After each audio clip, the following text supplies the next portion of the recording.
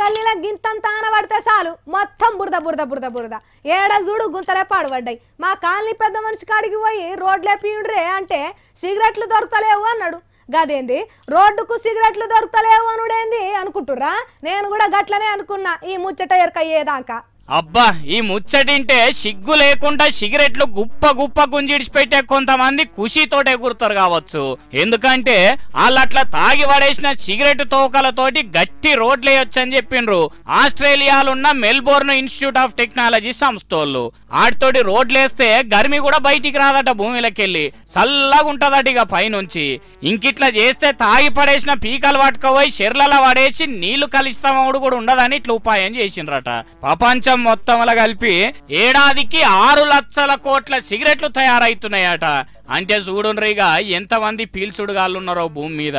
మామూలుగా అయితే ఇవి మట్ల కలిసేదందుకు షానేండ్లు పడుతుంది కాబట్టి సిగరెట్ పీకలతోటి రోడ్లు పోస్తే ఏండ్లు పడుతుందట రోడ్లు ఖరాబ్ కావాలంటే అంత మంచిగానే ఉన్నది గాని పరిశోధనలు చేసే సార్లు అసలు సిగరెట్లు తాగకుంటే ఎట్లుండొచ్చు కంపెనీలు తయారు చేయకుండా ఉండేటట్టుగా చేసుడు ఎట్లా పబ్లిక్ కు దొరకకుండా సర్కార్ తోని పురాగా బంద్ చేపించుడు ఎట్లా అని కనిపెట్టుండ్రి సారు పొగ